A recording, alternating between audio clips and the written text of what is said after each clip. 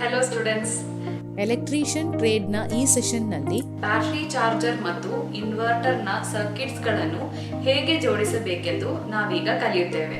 ಈ ಅಭ್ಯಾಸದ ಕೊನೆಯಲ್ಲಿ ನೀವೇನು ಕಲಿತಿರುತ್ತೀರೆಂದರೆ ಸ್ಪೆಸಿಫಿಕೇಶನ್ ಪ್ರಕಾರ ಸರ್ಕಿಟ್ ಡಯಾಗ್ರಾಮ್ ಡ್ರಾ ಮಾಡುವುದು, ಪಿಸಿಬಿಯ ವೈರ್ನ ಬ್ಯಾಟರಿ ಚಾರ್ಜಿಂಗ್ ಸರ್ಕಿಟ್ ಅನ್ನು ಜೋಡಿಸುವುದು, ಪಿಸಿಬಿಯ ವೈರ್ನ ಸರ್ಕಿಟ್ ಅನ್ನು ಪರೀಕ್ಷಿಸುವುದು, ಕೊಡಲಾದಂತಹ ಸ್ಪೆಸಿಫಿಕೇಶನ್ ನಂತೆ ಇನ್ವರ್ಟರ್ ಅನ್ನು ನಿರ್ಮಿಸುವುದು, ಇನ್ವರ್ಟರ್ನ ಲೋಡ್ ಟೆಸ್ಟಿಂಗ್ ಮಾಡುವುದು. ಬ್ಯಾಟರಿ ಚಾರ್ಜರ್ ಮತ್ತು ಇನ್ವರ್ಟರ್ನ ಸರ್ಕಿಟ್ ಗಳನ್ನು ಜೋಡಿಸಲು ಬೇಕಾದ ಉಪಕರಣಗಳು ಮತ್ತು ಸಲಕರಣೆಗಳನ್ನು ನಾವೀಗ ನೋಡೋಣ.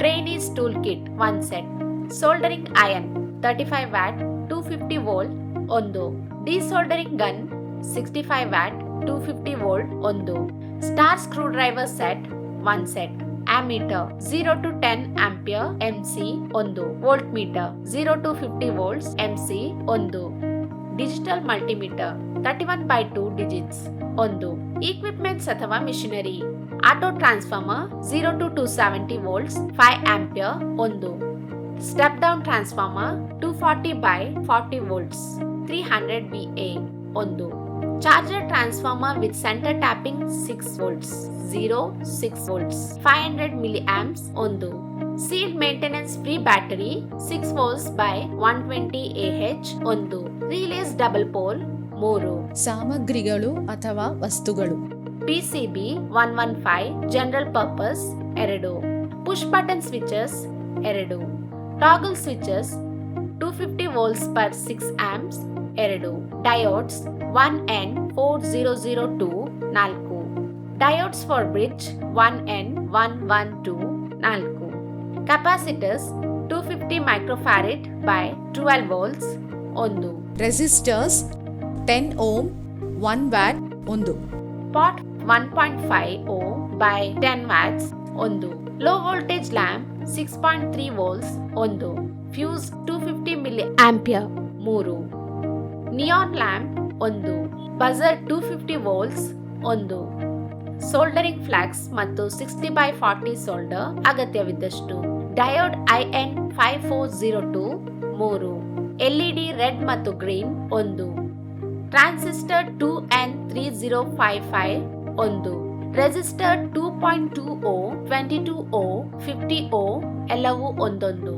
1K 1 watt 2, electrolytic capacitors 1000 microfarad per 25 volts 10 microfarad 25 volts ಎಲ್ಲವೂ ಎರಡೆರಡು, capacitor 2.2 microfarad by 250 volts 1, relay NC ಅಥವಾ NO 6 volts 1, transformer 240 volts by 7.50 75 volts 2 amps 1, inverter transformer iron core laminated SWG 25 turns primary ಮತ್ತು 36 SWG 285 turns secondary 1, fuse 2.5 amps 0.5 amps ಎಲ್ಲವೂ ಒಂದೊಂದು, SP switches toggle 6 volts 2.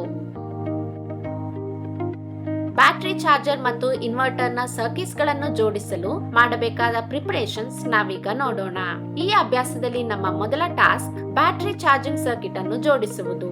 ನಿಮ್ಮ battery charging ಸರ್ಕಿಟ್ಗೆ ಅಗತ್ಯವಿರುವ ಎಲ್ಲಾ ಘಟಕಗಳನ್ನು ನೀವು ಹೊಂದಿದ್ದೀರಾ ಎಂದು ಖಚಿತಪಡಿಸಿಕೊಳ್ಳಿ. ವಿಶೇಷವಾಗಿ ನಿಮಗೆ resistors, capacitors, diodes, voltage regulators ಮತ್ತು ಪ್ರಾಯಶಃ ಹೆಚ್ಚು ಅಡ್ವಾನ್ಸ್ಡ್ ಚಾರ್ಜಿಂಗ್ ಸರ್ಕಿಟ್ಸ್ ಗಾಗಿ ಇಂಟಿಗ್ರೇಟೆಡ್ ಸರ್ಕಿಟ್ ನಂತಹ ಘಟಕಗಳು ಬೇಕಾಗುತ್ತವೆ.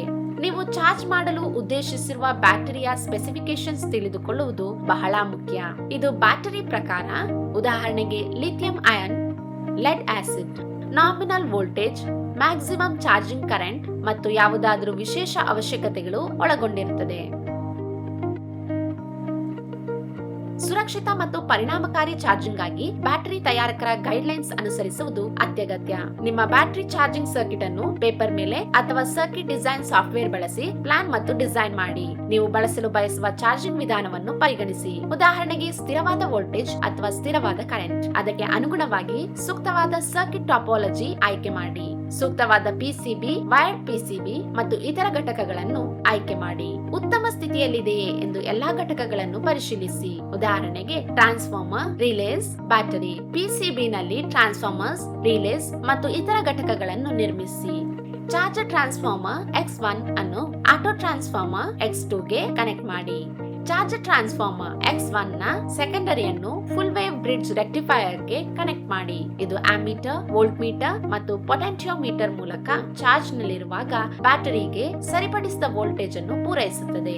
ಯಾವುದೇ ಫಾಲ್ಟ್ ಸಂಭವಿಸಿದಾಗ ಮತ್ತು ಚಾರ್ಜರ್ ಕಟ್ ಆದಾಗ ಚಾರ್ಜರ್ ಅನ್ನು ಮರುಹೊಂದಿಸಲು ರೀಸೆಟ್ ಸ್ವಿಚ್ S4 ಅನ್ನು ಬಳಸಲಾಗುತ್ತದೆ. ಆನ್ ಅಥವಾ ಆಫ್ ಗಾಗಿ switch S1. AC main supply input ಗೆ ಆನ್ ಅಥವಾ ಆಫ್ ಸ್ವಿಚ್ S1 ಅನ್ನು ಕನೆಕ್ಟ್ ಮಾಡಿ. Diodes, neon lamps, fuses, capacitor, resistor, buzzer, low voltage lamp ಅನ್ನು ಸರ್ಕಿಟ್ ನಲ್ಲಿರುವಂತೆ ಸರಿಯಾದ ಸ್ಥಾನದಲ್ಲಿ ಕನೆಕ್ಟ್ ಮಾಡಿ.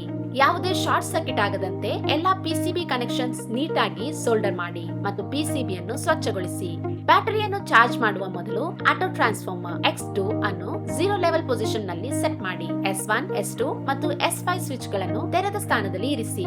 ಬ್ಯಾಟರಿಯನ್ನು ಚಾರ್ಜರ್ ಔಟ್ಪುಟ್ ಟರ್ಮಿನಲ್ ಗೆ ಕನೆಕ್ಟ್ ಮಾಡಿ. ಬ್ಯಾಟರಿ ಪಾಸಿಟಿವ್ ಪೋಲ್ ಗೆ ಪಾಸಿಟಿವ್ ಟರ್ಮಿನಲ್ ಮತ್ತು ಬ್ಯಾಟರಿ ನೆಗೆಟಿವ್ ಪೋಲ್ ಗೆ ನೆಗೆಟಿವ್ ಟರ್ಮಿನಲ್ ಮತ್ತೆ ಸ್ವಿಚ್ S3 ಅನ್ನು ಮುಚ್ಚಿ. ಡಯೋಡ್ D9 ಮತ್ತು ಸ್ವಿಚ್ S3 ಮೂಲಕ ಸಂಪರ್ಕಗೊಂಡಿರುವ ವೋಲ್ಟ್ ಮೀಟರ್ ನಲ್ಲಿ ರೀಡಿಂಗ್ಸ್ ಪರಿಶೀಲಿಸಿ.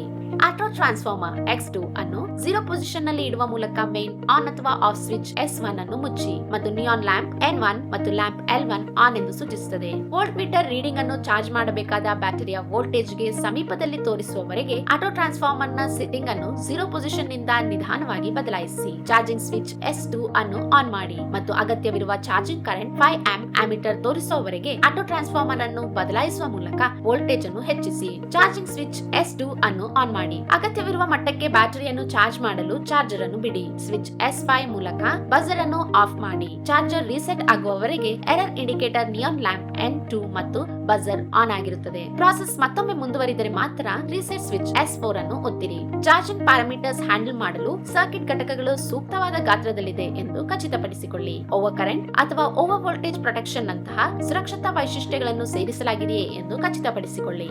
ಟಾಸ್ಕ್ 2. ಇನ್ವರ್ಟರ್ ಸರ್ಕಿಟ್ ಅನ್ನು ನಿರ್ಮಿಸಿ. ನೀವು ಇನ್ವರ್ಟರ್ ನಿಂದ ಪವರ್ ಮಾಡಲು ಉದ್ದೇಶಿಸಿರುವ ಲೈಟ್ ನ ವಿದ್ಯುತ್ ಬಳಕೆಯನ್ನು ಲೆಕ್ಕಾಚಾರ ಮಾಡಿ. ನಿಮ್ಮ ಸರ್ಕಿಟ್ ಗೆ ಸೂಕ್ತವಾದ ಅಂಶಗಳನ್ನು ಆಯ್ಕೆ ಮಾಡಲು ಇದು ನಿಮಗೆ ಸಹಾಯ ಮಾಡುತ್ತದೆ. ಸರ್ಕಿಟ್ ಡಯಾಗ್ರಾಮ್ ಟ್ರೇಸ್ ಮಾಡಿ. ಸರ್ಕಿಟ್ ನ ಪ್ರತಿಯೊಂದು ಘಟಕವನ್ನು ಗುರುತಿಸಿ. ಇನ್ವರ್ಟರ್ ಸರ್ಕಿಟ್ ಗಳನ್ನು ತಯಾರಿಸಲು ಪಿಸಿಬಿಯಲ್ಲಿನ ಘಟಕಗಳನ್ನು ಸೋಲ್ಡರ್ ಮಾಡಿ. ಚಾರ್ಜಿಂಗ್ ಸರ್ಕಿಟ್ ನೊಂದಿಗೆ ಇನ್ವರ್ಟರ್ ಸರ್ಕಿಟ್ ಬೋರ್ಡ್ ಅನ್ನು ಮಾರ್ಕ್ ಮಾಡಿ. ಸರ್ಕಿಟ್ ಡಯಾಗ್ರಾಮ್ ಅನುಸರಿಸಿ. ಪಿಸಿಬಿಗೆ ಘಟಕಗಳನ್ನು ಸೋಲ್ಡರ್ ಮಾಡಿ. ಡಯೋಡ್ಸ್ ಮತ್ತು ಕೆಪಾಸಿಟರ್ಸ್ ಗಳಿಗೆ ಸರಿಯಾದ ಪೊಲಾರಿಟಿ ಇದೆಯೇ ಎಂದು ನೋಡಲು ಜಾಗ್ರತೆ ವಹಿಸಿ. ಹೀಟ್ ಸಿಂಕ್ಸ್ ಗಳ ಮೇಲೆ ಪವರ್ ಟ್ರಾನ್ಸಿಸ್ಟರ್ಸ್ ಗಳನ್ನು ಮೌಂಟ್ ಮಾಡಿ ಮತ್ತು ಅವುಗಳನ್ನು ಪಿಸಿಬಿಗೆ ಕನೆಕ್ಟ್ ಮಾಡಿ. ಫ್ಲೋರೆಸೆಂಟ್ ಟ್ಯೂಬ್ಲೈಟ್ ಅನ್ನು ಸಂಪರ್ಕಿಸಿದ ನಂತರ ಎಮರ್ಜೆನ್ಸಿ ಲೈಟ್ ಪರೀಕ್ಷಿಸಿ. ಸರ್ಕಿಟ್ ಅನ್ನು ಪವರ್ ಅಪ್ ಮಾಡಿ ಮತ್ತು ಅದರ ಕಾರ್ಯವನ್ನು ಪರೀಕ್ಷಿಸಿ. LED ರೆಡ್ ಮತ್ತು ಗ್ರೀನ್ ಇಂಡಿಕೇಟರ್ ಸರಿಯಾಗಿ ಕಾರ್ಯನಿರ್ವಹಿಸುತ್ತಿದೆಯೇ ಎಂದು ಪರಿಶೀಲಿಸಿ. ಈಗ ಟ್ಯೂಬ್ ಲೈಟ್ ತೆಗೆದುಹಾಕಿ ಮತ್ತು ಟರ್ಮಿನಲ್ಸ್ ಗಳನ್ನು ಮುಕ್ತಗೊಳಿಸಿ. ಸಪ್ಲೈಗೆ ಮೇನ್ಸ್ ಟರ್ಮಿನಲ್ಸ್ ಗಳನ್ನು ಕನೆಕ್ಟ್ ಮಾಡಿ ಮತ್ತು ಆನ್ ಮಾಡಿ. ಅನುಗುಣವಾದ LEDಗಳು ಹೊಳೆಯುತ್ತಿವೆಯೇ ಎಂಬುದನ್ನು ಪರಿಶೀಲಿಸಿ ಮತ್ತು ಔಟ್ಪುಟ್ ವೋಲ್ಟೇಜ್ ಅನ್ನು ಅಳೆಯಿರಿ. ಸಪ್ಲೈನೊಂದಿಗೆ ಇನ್ವರ್ಟರ್ ಸರ್ಕಿಟ್ ಅನ್ನು ಕನೆಕ್ಟ್ ಮಾಡಿ. ಮೇನ್ ಎಸಿ ಸಪ್ಲೈ ಡಿಸ್ಕನೆಕ್ಟ್ ಮಾಡಿ ಮತ್ತು ಲೋಡ್ ಅನ್ನು ಸಂಪರ್ಕಿಸುವ ಮೂಲಕ ಇನ್ವರ್ಟರ್ ನ ಔಟ್ಪುಟ್ ಅನ್ನು ಪರೀಕ್ಷಿಸಿ ಮತ್ತು ಪರ್ಫಾರ್ಮೆನ್ಸ್ ನೋಟ್ ಮಾಡಿ. ವೋಲ್ಟೇಜಸ್, ಕರೆಂಟ್ಸ್ ಮತ್ತು ವೇವ್ ಫಾರ್ಮ್ಸ್ ಅಳೆಯಲು ಮಲ್ಟಿಮೀಟರ್ ಮತ್ತು ಆಸಿಲೋಸ್ಕೋಪ್ ಅನ್ನು ಬಳಸಿ. ಇನ್ವರ್ಟರ್ ನ ಬ್ಯಾಕಪ್ ಸಮಯವನ್ನು ಪರಿಶೀಲಿಸಿ ಮತ್ತು ತಯಾರಕರ ಮ್ಯಾನ್ಯುವಲ್ ನೊಂದಿಗೆ ಅದನ್ನು ಪರಿಶೀಲಿಸಿ. ಅತಿಯಾದ ಶಾಖ ಅಥವಾ ಅಸಹಜ ನಡವಳಿಕೆಯಂತಹ ಏನಾದರೂ ಸಮಸ್ಯೆ ಇದೆಯೇ ಎಂದು ಪರಿಶೀಲಿಸಿ ಮತ್ತು ಅದಕ್ಕೆ ಅನುಗುಣವಾಗಿ ಟ್ರಬಲ್ ಶೂಟ್ ಮಾಡಿ. ನಾವೀಗ ಈ ಪಾಠದಲ್ಲಿ ಕಲಿತ ವಿಷಯಗಳನ್ನು ಪುನಃ ನೋಡೋಣ. ಸ್ಪೆಸಿಫಿಕೇಶನ್ಸ್ ಪ್ರಕಾರ ಸರ್ಕಿಟ್ ಡಯಾಗ್ರಾಮ್ ಡ್ರಾ ಮಾಡಿ. ಪಿಸಿಬಿಯ ವೈರ್ನ ಬ್ಯಾಟರಿ ಚಾರ್ಜಿಂಗ್ ಸರ್ಕಿಟ್ ಅನ್ನು ಜೋಡಿಸಿ. ಪಿಸಿಬಿಯ ವೈರ್ನ ಸರ್ಕಿಟ್ ಅನ್ನು ಪರೀಕ್ಷಿಸಿ. ಕೊಟ್ಟಿರುವ ಸ್ಪೆಸಿಫಿಕೇಶನ್ ಅಂತೆ ಇನ್ವರ್ಟರ್ ಅನ್ನು ನಿರ್ಮಿಸಿ. ಇನ್ವರ್ಟರ್ನ ಲೋಡ್ ಟೆಸ್ಟಿಂಗ್ ಮಾಡಿ. ಬ್ಯಾಟರಿ ಚಾರ್ಜರ್ ಮತ್ತು ಇನ್ವರ್ಟರ್ನ ಸರ್ಕಿಟ್ಸ್ ಗಳನ್ನು ಹೇಗೆ ಜೋಡಿಸುವುದು ಎಂದು ನೀವೆಲ್ಲರೂ ಅರ್ಥ ಮಾಡಿಕೊಂಡಿದ್ದೀರಿ ಎಂದು ನಾನು ಬಯಸುತ್ತೇನೆ. ಮುಂದಿನ ಸೆಷನ್ ಅಲ್ಲಿ ಸಿಗೋಣ. Thank you students. ಬಾಯ್.